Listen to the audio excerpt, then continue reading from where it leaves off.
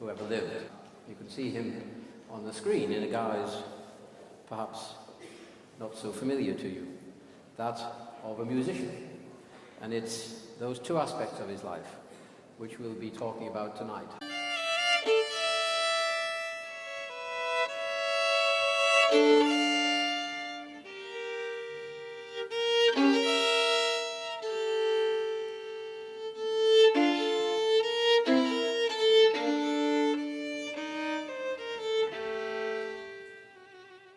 Every morning he walked on his way to work, and as he did so he passed under perhaps the most famous medieval clock in Bern. This is the Ziegglogge and was built in the 15th century, remarkably enough. Here you see the hands which tell the time. Down here is another dial which tells you the position of the planets and the phases of the moon. Underneath that is an arch, and it was this arch through which Einstein passed every morning on his way to work and every evening on his way back.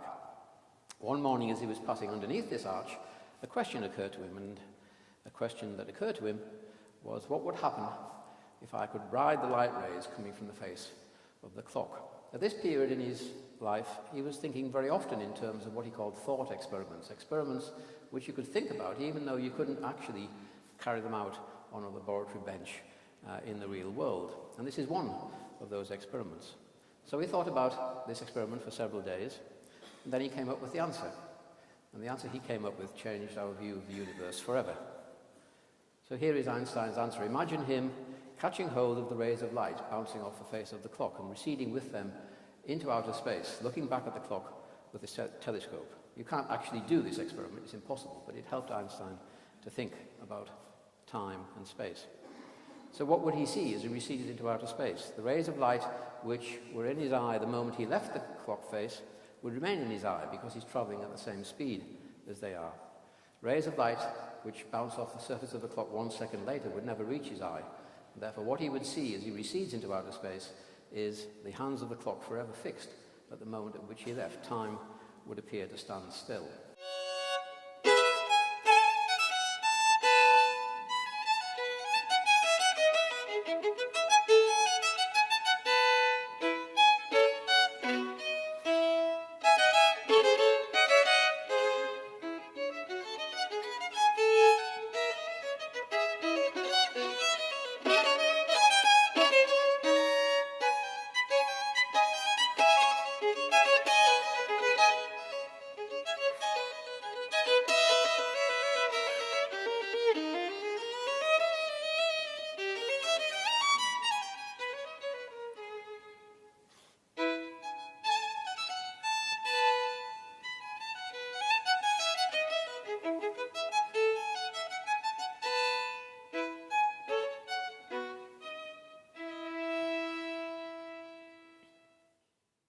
Here is the only equation I will use in this lecture. It's an equation which physicists love because they think that it's quite likely that most people in the audience will have heard of it. Here it is written in Einstein's own handwriting.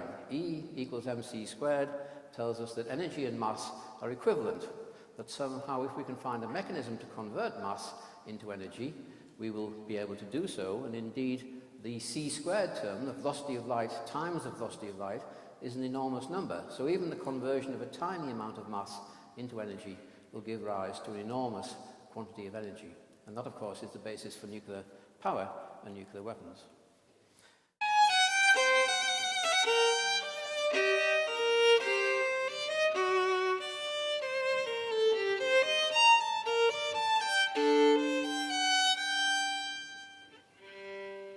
The theory of quantum mechanics, our theory of the atom, tells us that all particles have a wavelength associated with them, a distance, if you like, between two waves. Just like when you look at the waves coming in from the sea, you can see the difference between them is often meters. Well, all particles in quantum mechanics have a wavelength associated with them, and the higher the energy of the particles, the smaller that wavelength is. The smaller the wavelength, the deeper you can see inside what you're looking at. Let's illustrate that for you with a simple experiment. Jack has with him two sources of radiation, but don't worry, they're both extremely safe. The first is light radiation. Imagine that we put the lights down completely. We won't do that for health and safety reasons, but imagine it's completely dark in here. and you want to see the size and shape of my body. Jack will shine the source of light behind me, and if you looked at it carefully, you could more or less sketch the size and shape of my body just by watching when the light appears and disappears.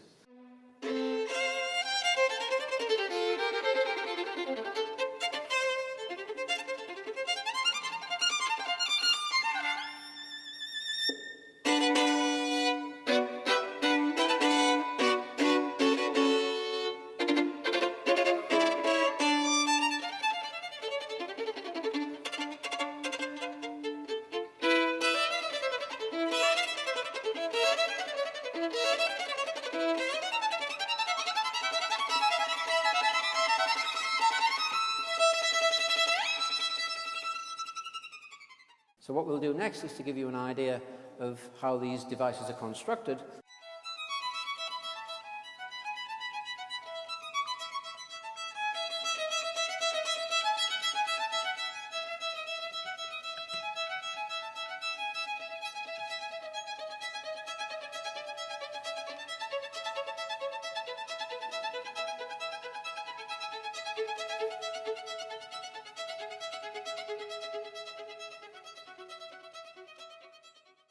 The Large Hadron Collider at CERN puts into practice his legacy.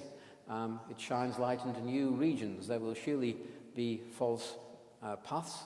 Science always makes mistakes, but eventually they will be put right, and we will see, I believe, many exciting discoveries in the next few years. And already we've seen one exciting discovery, that of the Higgs particle.